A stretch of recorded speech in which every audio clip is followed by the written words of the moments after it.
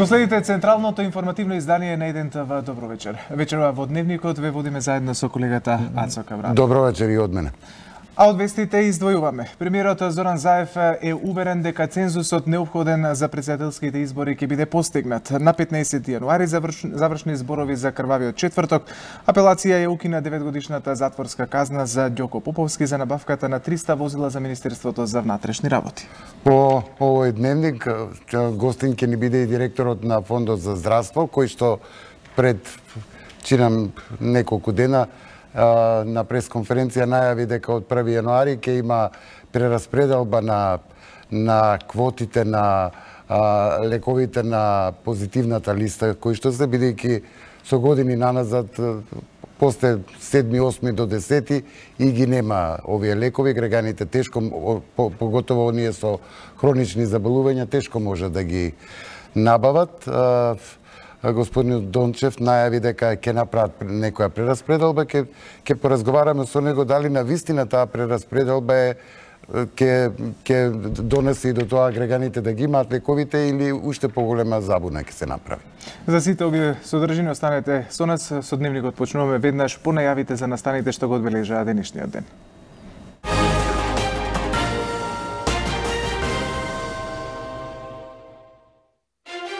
Пратениците ја усвоија потребата за измени на кривичниот законник. ВМРО ДПМН ја обвини дека со ова се урива правната држава. На 15 јануари завршни зборови за крвавиот четврток.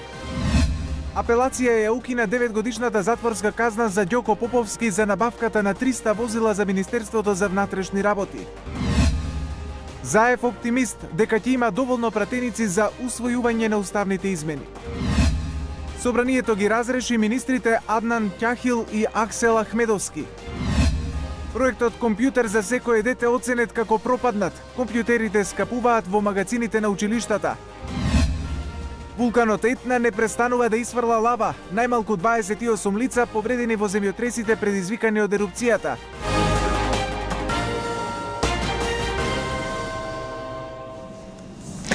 Премиерот Зоран Заев нема да се кандидира за претседател на државата, а дали во пакет со претседателските ќе има и вонредни парламентарни избори, рече дека коалицијските партнери ќе дефинираат непосредно по уставните измени. Премиерот е убеден дека изборите ќе успеат и на нив ќе се избере наследникот на Иванов. Ниту разговарам во политичките кругови, ниту било каде, се додека не заврши парламентот со политичкиот процес, поврзан околу важната цела, тоа се уставните промени заради интеграциите на Македонија во Европската унија и НАТО. Верувам дека после празниците, после таа седница која што е закажана на 9-ти, токму ќе отвориме темите и ќе дадеме одговори на сите овие прашања. Но мојот директен одговор е дека верувам дека 40% цензус ќе се постигне во еден компетитивен надпревар помеѓу повеќе кандидати, не само власт и опозиција, или левица и десница, или не знам како здружени, и слично да има лепеза граѓаните за избор, да може да изберат најдобро решение заради тоа што се работи за претседателот на нашата земја.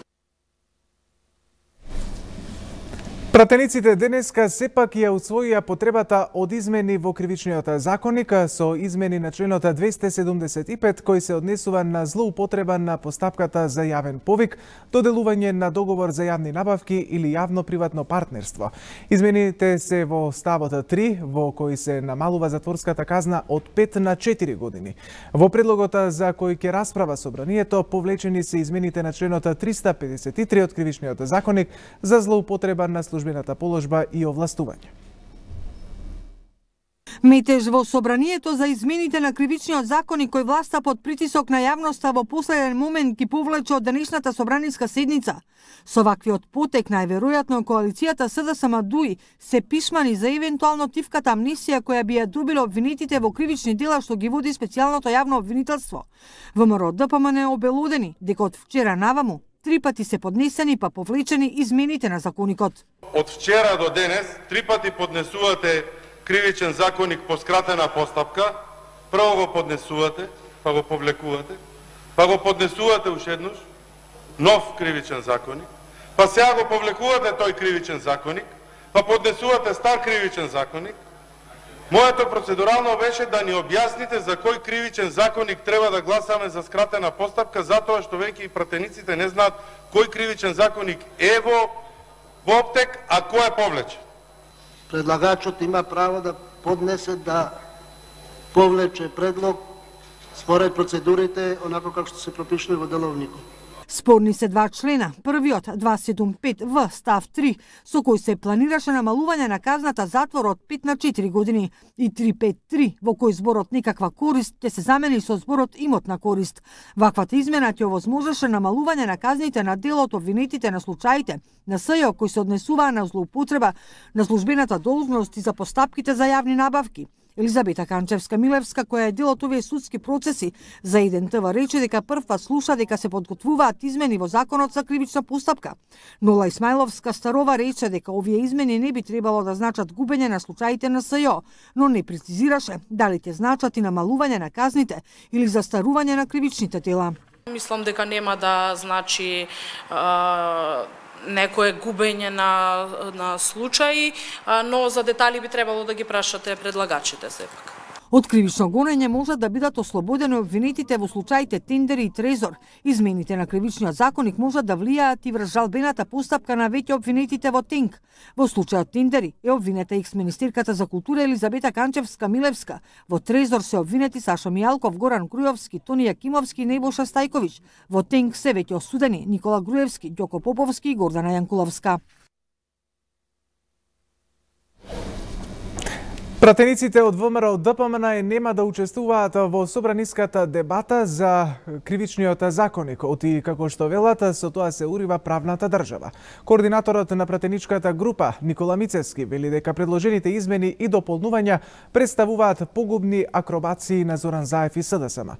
Мицевски вели дека со измена на член кој исто така е на дневен ред се отвора можноста осудениот за труст Василија Авировиќ, кој е син на пратеничката Владанка Авировиќ, да добие условна казна, наместо досудената од 3 години затвор. Овој член ќе влијае и на казната на бизнисменот Сеат Кочан. Зоран Заев преку ова решение тргува со правото и правната држава. Многу од предложените норми се противуставни, спротивни на функцијата и намената на законот и просто нелогични и апсурдно бесмислени. Вакво нешто не е запаметено во политичката јавна сцена. Ке имали амнестија за крвавиот четврток пред завршните зборови закажани за 15 јануари. Дел од обвинетите не сакаат политичка слобода. Во судот пристигнале вкупно 64 барања за амнестија, а слобода очекуваат и осудени за обидот за убиство на Села и човекот што ја нападна Шекеринска.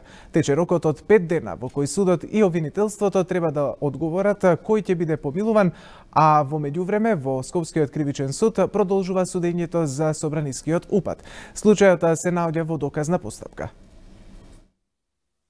5 мина од 33 обвинети за крвавиот четврток не побарале амнестија. Јане Ченту, Игор Јукоперскиот пејач Игор Дурловски, пораничниот шеф на Бирото за јавна безбедност Митко Чавков и началникот Душко Лазаров одлучиле да докажуваат пред суд дека не се виновни. Во кривичен пристигнале вкупно 64 барања за политичко помирување. Амнестија побарале адвокатот Еленко Миланов. Обвинетиот Богдан Илиевски смета дека и него го опфаќа законот. Организаторите на насилството, како што јас го сватив законот, и понатаму не би сакал да ја коментирам обвинителката, она сама се изборува за себе и за тоа како она размислува, тоа е нејзина работа. Судот ќе одлучи. Но кој од судот ќе одлучува, шефот на кривичен Иван Џолев и денеска не решил. Тврдеше дека судиите си играле пинг-понг, а смета дека одлуката за предметот треба да ја носи судиката Добрила Кацарска, која вчера за Еден ТВ рече ако таа одлучува ќе го прекрши законот за кривична постапка со навлегување во туѓа надлежност и адвокатите со идентичен став како на Кацарска. Да не испадне дека ја бранам судиката Кацарска, меѓутоа да, и моето мислење е дека судијата Кацарска е во право и дека кривичен совет треба да реши за тоа кој ќе биде амнестиран. Иако повторно ќе кажам, можда е малку политички ќе испадне изјавата, но собранието и тие што го донесоа законот требаше да си ги расчистат работите во собрание, а не Жешки од Костен да го префрлаат на судиката Кацарска. Апсолутно не може судијата кој што ја води постапката, односно судечкиот совет да одлучува. И тука се согласувам со председателот на советот дека не може она што го води. Тоа би било прво чиста повреда на презумцијата на невиност, како прејудицирање на некаква пресуда. Со дополнителните докази на обвинетиот Игор Јук на судењето за собраниските инциденти се стави крај на доказната постапка. Процесот продолжува на 15 јануари, кога обвинителството за организиран криминал и корупција ќе ги презентира завршните зборови. Сепак обвинението ќе треба да претрпи промени во деловите кои обвинетите кои ќе добијат политичка слобода. Апелацискиот суд Скопје ја укина пресудата од 9 години затвор за поранишниот помошник министер во Министерството за внатрешни работи Ѓоко Поповски за незаконска набавка на 300 возила за Министерството за внатрешни работи, што на 22 мај му ја изрече судијката Добрила Кацарска. Со укинување на пресудата за затворската казна се укинува и обврската осудениот Поповски на Министерството за внатрешни работи да му ја надомести штетата од 28 милиони денари во предметот 300. Поранешниот заменик министер во МВР Ѓоко Поповски нема да оди за решетки за незаконската набавка на 300 возила во МВР. Апелација му ја укина 9-годишната затворска казна во случајот 300. Поповски повторно ќе треба да седне на обвинителна клупа и пред судот да се брани за кривичното дело злоупотреба на службена положба и овластување. За одлуката, неговите адвокати дознале откако апелација на Поповски му одредила и мерка притвор. Прво нешто што знае одбраната е дека пресудата на Основниот суд Скопје 1 Скопје по однос на Ѓоко Поповски во предметот 300, познат во јавноста, е укината, меѓутоа се уште не сме добиле писмено изработената пресуда од апелациониот суд и не можеме да коментираме за тоа што беше прифатено како жалбен навод од страна на одбраната што беше даден. Тој побара издржување на неправосилните пресуди, меѓутоа по одржување на јавната седница во апелација по однос на поднесените жалби од страна на одбраната, добивме решение од апелациониот суд со кој што му се приложи мерката притвор по овој предмет и сега се наоѓа во затворот Скопје.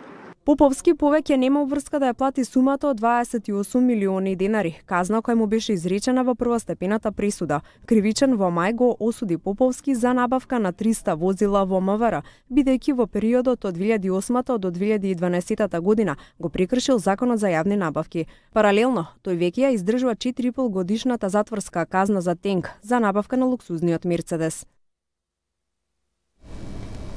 Судечкиот совет што го осуди предметот Таргет Тврдина го усвои барањето на одбраната на обвинетиот Сашо Мијалков за одложување на рочиштето за предметот кој се однесува на масовното прислушување и уништувањето на опремата на која се прислушувале повеќе од 20.000 граѓани. Адвокатот на Мијалков Љупчо Шврговски образложи дека одлагањето на рочиштето се бара поради исказите на сведокот на специјалното јавно обвинителство Ѓорѓи Лазаревски, кои содржат стручни термини, а одбраната поради тоа не може да го испраша.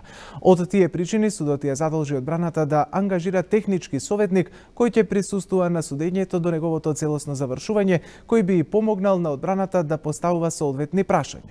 Специјалното јавно обвинителство рече дека барањето е неосновано и дека има за цел одолговлекување на постапката. Следното рочиште е закажано за 29 јануари 2019 година.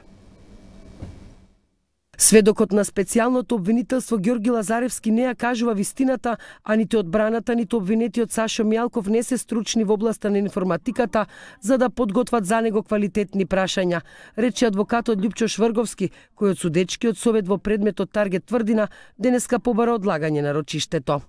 Ние сметавме дека одбраната во овој момент, со оглед на тоа дека нема наобразба од тој тип, не може да поставува стручни прашања кои што ги искажа сведокот.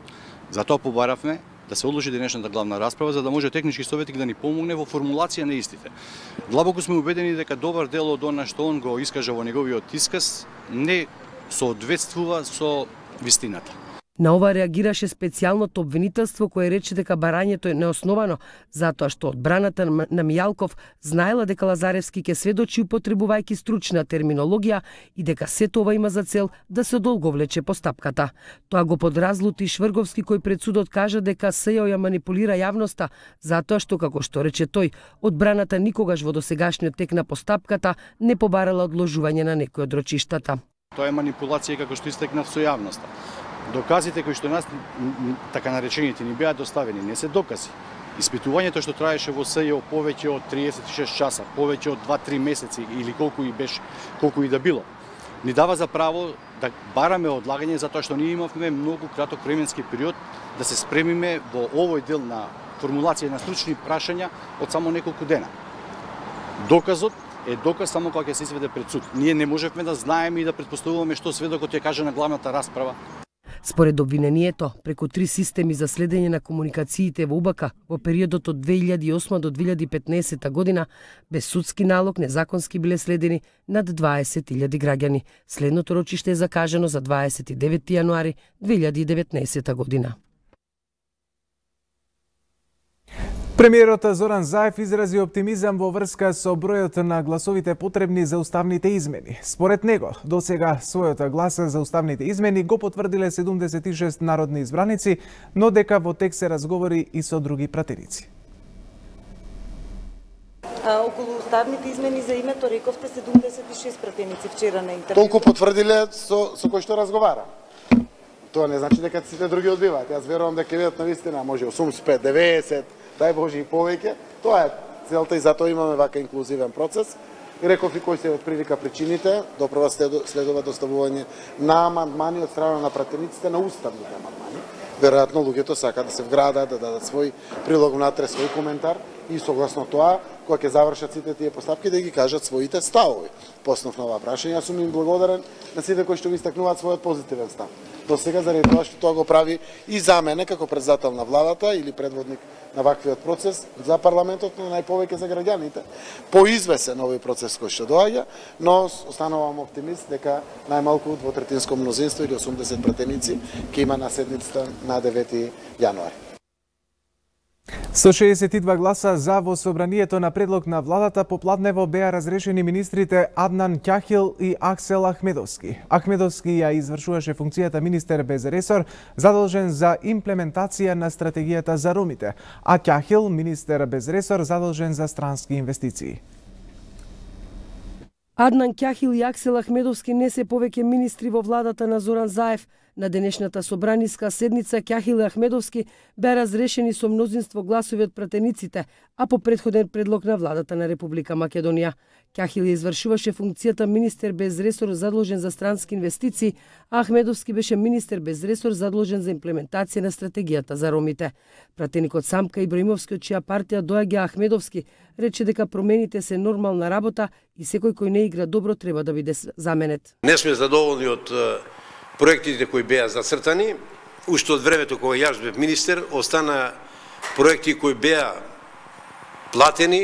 наплатени, реализирани, да се реализираат, не успеа за 10 месеци да реализира проекти. На местото на Ахмедовски за нов министер без ресор задолжен за имплементација на стратегија на ромите е избран Музафер Бајрам. На крајот на ноември годинава пак, партијата за движење на турците во Македонија го исклучи Аднан Ќахил од партијата и побара од владата да го разреши од функцијата министер без ресор. На министерското столче наместо Ќахил сега ќе седне Елвин Хасан.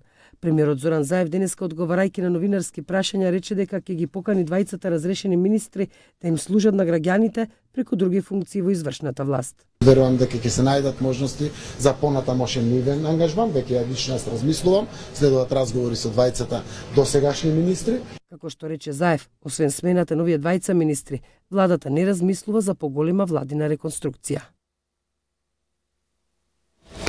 Го гледате централниот дневник на 1 ТВ. Вечерва во дневникот гостин директорот на Фондот за здравство, господинот Ден Дончев. Господин Дончев, добро вечер. Благодарам што дојдовте во вестите на 1 ТВ. Вие пред некој ден, поточно во неделата, чинам, имавте пресконференција, најавите дека ќе правите конкуренција на аптеките околу лековите од позитивната листа, бидејќи неколку години наназад, еве и вие веќе втора година, ама не успевате да го решите проблемот лековите од позитивната листа или популарно како што ги викаат граѓаните на лекови на рецепт. Ги има негде 7-8 до 10 во месецот. Зборувам за оние хронично болните може да си набават лекови, после тоа не можат да ги најдат. Добро, Вие понудивте едно решение, некни дека со некоја конкуренција во апотеките со поинаква распределба, дека ќе успеете да го надминете тој проблем. Добро, поставивте две посебни прашања, кои се меѓусебно поврзани, сепак се во суштина. За граѓанинот е најбитно да дојде до лекот. И тоа го правиме прво и пред се поради граѓаните, односно нашите осигуреници.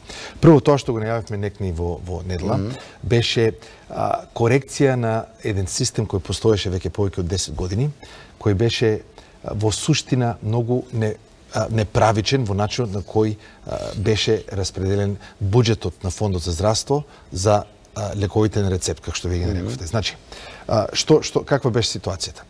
До сега едно правно лице во таа дејност имаше веледрогерија со цел синџир на апотеки. Така, значи имаше повеќе од 40% од квотите од следниот конкурент. Тоа го коригиравме да сега се изедначени. Значи тоа меѓу другото стваруваше проблемот.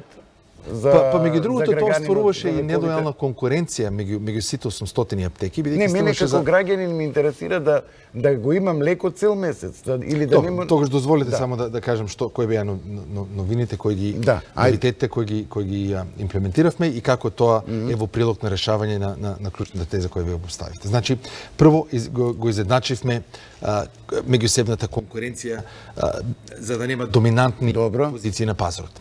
И тоа исто така, меѓу другото, тој правен субјект имаше повеќе од 20% Детектирате дека овие големиве веледрогерии прават некои макинации неправилно или? Не, тоа е друго прашање. Сакам да кажам дека тоа стваруваше нелојална конкуренција на пазарот. И затоа, меѓу другото, помалите и средните аптеки можеби не беа во состојба да бидат конкурентни и да не набавуваат поголема количина на лекови, што оди во прилог на тоа што вие го кажавте. Вториот момент, преку оваа распределба, преку 500 аптеки во државата ќе добијат поголема месечна квота од 300 евра месечно. Значи на 500 аптеки им зголемивме квотата за 300 евра месечно. Воведовме нешто што се нарекува трансферабилност на квотите, односно во рамките на една подрачна единица на фондот, ако една компанија, едно ПЗУ има повеќе од 2 аптеки, и ако квотата во една аптека се истроши, а другата е само 50% потрошена, значи воведовме механизам да може да се пренесува квотата од една аптека во друга, за да не остане ни една аптека без неискористена квота до крајот на соодветниот месец, што до сега не беше случајот. Господине Дончев, јас се плашам дека за конкретниот проблем што вие го кажувате, меѓу другото тоа беше и рефлексија. Знаете, јас не сум сигурен дека никој пат не е направено прецизна студија кои лекови точно исчезнуват, кои не исчезнуват. Оти квотата е широк поем, тоа го опфаќа целата листа на позитивната листа. Знаете, по начинот на кој досега фондот ја плаќаше надоместокот, така наречената маржа на аптеките, беше по број на издадени рецепти. Значи, замислите една ваква кратка хипотетична ситуација. Имате една аптека со месечна квота од 3000 денари. Има еден лек кој кошта 3000 денари, доаѓа граѓанинот, го купува тој лек, во прва инстанца му го дадат, или да речеме му го дадат, го потрошува квотата од 3000 денари, заработува надоместок од 150 денари, беше скалиста, беше надоместокот. Од друга страна, еден од најпопуларните лекови кои се продава во Македонија за жал е диазепамот, кој кошта 20 денари, за 3000 денари една аптека може да продаде 150 диазепами и да заработи или до 750 маржа. Значи имаше, јас сум сигурен и знам дека имаше намерна калкулација од страна на аптеките со цел да продават што поголем број на ниско вредности лекови. Сега, кога воведовме, поевтини лекови, и затоа ако викате исчезнува, не сите лекови исчезнува, но понекогаш ќе се уверивме дека некои од поскапите лекови намерно се тактизираше со цел да се максимизира на заработената маржа или надоместокот. Сега, воведовме фиксна исплата, фиксна маржа спрема аптеките, базирана на процент. Што значи тоа? Тоа значи дека без обзир дали одредена аптека ќе продаде 100 или 1000 рецепти во текот ќе реализира, односно така, надоместокот што фондот го плаќа ќе биде фиксен, односно ќе плаќаме 16% врз основ на доделениот месечен износ на квотата. Сметаме дека само со оваа мерка не ги ниту стимулираме, ниту дестимулираме аптеките да да чекаат или да продават нисковредностни лекови. Не, знаете што, и мислам дека ќе видите дека тоа ќе донесе многу позитивен импакт. Јас слушнав и вашето од пресконференцијата, ви сега велите дека конкуренција ќе направите во аптеките.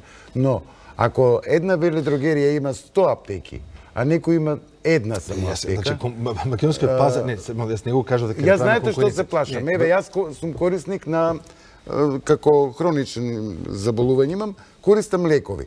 И сега се плашам дека ако ги намалите квотите во овие веледрогерии кои што ги имаат своји аптеки во скоро секоја населба, во секое мало, се плашам дека таму можам кога ќе отидам, ако го нема, да на компјутер да провери и да ми каже го имаме во тајта аптека таму. Имаме, видите. Да не треба да одам после во Драчево ја да го барам лекот. Ние не кажавме дека ќе зголеме конкуренцијата. Има фондот има склучен договор со 800 аптеки.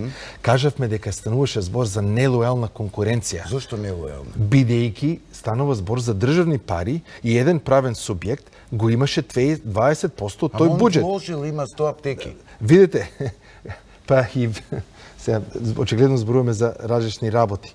Има и други правни субјекти кои имат 100 аптеки, па нема ни приближно иста толку голема квота. Зошто? Па не знам, вие следите македонската политика последните 10 години, кажете ми зошто е тоа. Можеби имало нелојална, непринципиална подршка. Апсолутно, да. Апсолутно. Како е можно? Тоа сакав да ми кажете. Добро, мислам тоа се подразбира. Не е могуче еден правен субјект да има 40% поголема квота од следниот, освен ако не е бил фаворизиран. Значи, тоа меѓу другото стваруваше нелојална конкуренција и ги потиснуваше средните мали аптеки. А со овој потек, кога правешна дистрибуција на пазарот, сметаме дека видите дека малите и средните аптеки ќе бидат далеко подобро снабдени со лекови и лековите пазарот што квотата што го определил ќе бидат искористени понатаму, можеби не во иста аптека ако која вие сте навикнати, ако Не. Станува збор за едно, но не може во една кај што сте навикнала, нема ќе биде ситуацијата подобра од тоа што беше до сега. Дојдете, шетавме од аптека во аптека, па и јас сум шетал да ги барам. Тоа е и мислам дека уште ќе шетам. Па сега тоа отварате многу подлабоко прашање кој излегува надвор од темата, и ако сакате во друга прилика може да зборуваме за тоа. Зошто е тоа така? Но како и да е, само еден факт ќе кажам. Во последните 8 години бројот на издадени рецепти кои фондот ги плаќа се има зголемено од 14 милиона на 25 милиона минатата година. Зошто е тоа така? Бидејќи Македонија станува поболна нација? Лесно препишуваат лекарите, сакам па да има кажете. разни фактори, сакам да кажам дека ние немаме адекватни контролни механизми, соодветно да ги мериме, да ја мериме веродостојноста на секоја поединечна транзакција, односно секоја поединечна рецепта. И до моментот додека тоа не го направиме, тоа се прави само со дигитализација, односно така нареченото електронско здравствено досие, оваа дилема и понатаму останува. Но не е нормално да се зголеми бројот на рецепти од 14 милиона на 25 милиона, а се уште да станува збор за недостаток. Но како и да е, за последната година дополнително нова мерка за која сега зборуваме, ве молам само да завршам. Меѓу другото ќе го зголемиме буџетот, денарскиот буџет за дополнителни 120 милиона денари со исто во 2019 година, со исто така по 2 милиона евра, не е воопшто символична сума, но во секој случај ќе оди во прилог на Добро, можеби малку ќе санира. Јас би бил и граѓаните би биле среќни ако можат низ целиот месец да си го најдат лекот. Значи ова е првиот чекор кон решавање на овој проблем. На долгорочна основа сакам да во уверам дека системот на квоти постои поради тоа што државата, односно фондот, одлучил дека не може да има целосна контрола врз буџетските импликации.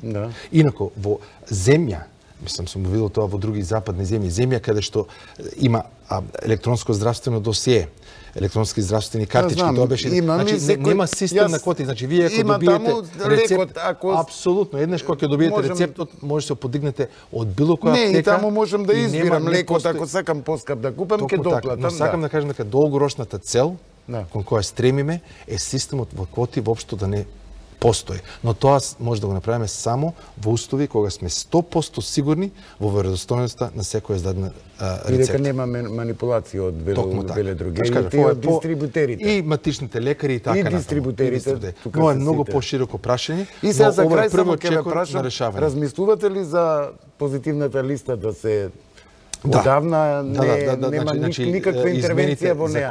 Има лекови што треба да бидат исфрлени, во Европа веќе се исфрлени од употреба, ние уште ги имаме. Да, па видите, позитивната листа не е сменета, ниту еден лек, буквално ниту еден лек не е додаден во последните 12 години. Да, па затоа ве прашувам. Беше регулиран од 14 комисии по 17 членови, а ни една од нив не беше функционална. Тоа како што Черчил кажал, ако не сакате нешто да функционира, не створите комисија. Но сега се рационализира тоа, ќе се формира една комисија од 9 члена кои ќе бидат во текот на 2019 ќе биде тоа. Законските измени се веќе во собрание. Не, дали ќе добиеме нова, очекувате ли во 2019 да имаме нова позитивна листа? Ова е мощен сериозен зафат и проект не би ставал временска рамка, но во моментот кога ќе помине во собрание, почнуваме динамично да работиме на ревидирање на позитивната листа во целост. Господине Дончев, ви благодарам.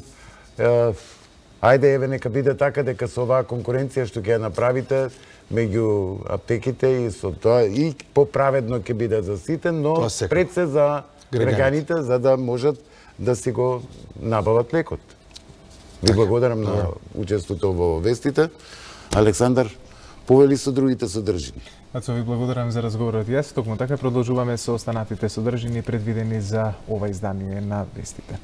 Одлуката на Европската Унија за воведување квоти за увоз на челик да не биде демотивирачка за домашните компании, порачна премиерот Зоран Заев и ги охрабри да продолжат со своите планови за 2019 година и дека решенија секогаш може да се изнајдат. Потенцира дека Македонија блеска во очите на Европската Унија и дека секој пат мора да се има разбирање. Ставот на владата го соопшти владиниот портпарол Миле Бошњаковски. Во овој момент никој не може да даде проекција колку некоја компанија би можела евентуално во наредниот период да произведе. Може би некој има намера да го удвои своето производство. Меѓутоа, ова се е во рамките на бизнис плановите на компаниите, конкретно во Македонија, челичаните, и тука не можеме да дадеме прогноза, ниту они можат самите да знаат колку би проектирале дека ќе имаат приходи во наредниве години. Во секој случај, со просекот кој што е од изминативе 3 години во рамките тоа они што го произведувале и што го извезувале, кога на тоа би се додало уште 5%, каде што би бил тој лимит за зголемување на тие квоти, тоа би се задржала сегашната ситуација, односно сегашниот инпут кој што го имаат овие компании во бруто домашниот производ во Македонија. Наместо компјутер за секое дете, набавените компјутери собираат прашина во магазини. Истражувањето на Центарот за истражувачко новинарство СКУП покажува дека тие се веќе уништени, како и дека во моментов 5 компјутери би функционирале како еден. Со тоа, според истражувањето, еден од најголемите проекти во образованието се смета за пропаднат. Пред 10 години се реализира проектот Компјутер за секое дете, кога беа обезбедени 17.818 компјутери за училишта, но наместо да ја зголемат интелигенцијата на децата, тие само останаа товар плюс на претпоставените на образовните институции. Проектот, кој чинеше 21 милиони евра, имаше цел да ги надгради учениците со знаење и да им го олесни учењето, се покажа како неуспешен. Одамнешниот проект Компјутер за секое дете представува една од најголемите инвестиции во образовниот кадар, што го направила државата, а моментално поголем дел од компјутерите се наоѓаат во електричниот отпад. Истражувањето на Центарот на истражувачко новинарство СКУП објави дека голем дел од компјутерите кои беа дел од проектот Компјутер за секое дете се или нефункционални, или украдени, или пак скапуваат во магазините на образовните институции, бидејќи директорите не знаат што да прават со нив. Наставниците велат дека залудно е да се користат веќе уништените компјутери во училиштата, бидејќи 5 од нив би функционирале само како еден. Имаме 5 компјутери во функција, но по нешто фали на секој од нив. Екранот го потпираме со ранец, маус земаме од друг нефункционален компјутер. Фактички, кога ќе се спојат деловите од сите овие 5 компјутери, може да добиеме еден нормален компјутер. Во поголем дел од средните и основните училишта, компјутерите остануваат да скапуваат по магазините во подрумите, а учениците не ни ги користат бидејќи се нефункционални. Студентите и професорите соопштија дека учениците самите ги уништуваат компјутерите, а помалите оделенија воопшто не ги користат. Не користиме компјутери во школа, ги користевме само една година, но децата не ги чуваат, ги уништија уште првата година. Родителите сметаат дека поради нефункционалноста на компјутерите, учениците мораат да се стуткаат за да работат на еден компјутер. Децата користат ретко компјутери по информатика и тоа 2-3 деца на еден компјутер. Значи нема доволно компјутери за секое дете. Сите компјутери се надвор од употреба. Новинарите представници од СКУП соопштија дека од самиот почеток го процениле проектот како неуспешен, бидејќи инфраструктурата на нашите училишта не беше подготвена за да ја имплементира оваа новина. Зоран Заев по половина мандата владење признава дека има партизација и дека нема никаков план за младите. Тој ниту знае, ниту може да го спречи иселувањето, а не пак како што велеше да ги врати според него 600.000 иселени граѓани, обвинуваат од ВМРО ДПМН. Заев сега нема проблем со партизацијата и распишаните 15.000 огласи за вработување во администрацијата. Па и се фали со тоа. Онаа иста администрација која ја нарекуваа партизирана, сега ја партизираат со деца и блиски на активисти на СДСМ и коалицијските партнери.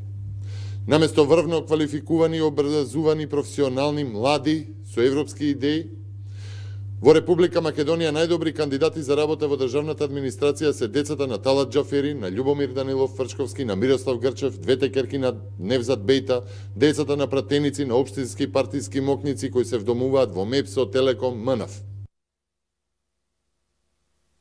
Од 1 јануари 2019 година пазарџиите ќе треба да обезбедат лиценци согласно имплементацијата на Законот за зелени пазари, со што ќе можат да го решат проблемот и нивниот статус ќе можат слободно без никакви пречки да продолжат да работат во зелените пазари. Денеска повик упати председателот на Комората за трговци на Македонија Екрем Долек. Лиценцата еден пазарџија за една тезга годишно ќе го чини 60 евра во денарска противредност, додека за втора, трета или секоја следна тезга дополнителни 40 евра. Долек информира дека на средба со премиерот Зоран Заев, што ќе се одржи во најскоро време, ќе побара владата да формира координативно тело што ќе има влијание врз пазарната инспекција, локалните инспекции и со Министерството за внатрешни работи за решавање на проблемот со уличните диви продавачи на територијата на целата држава.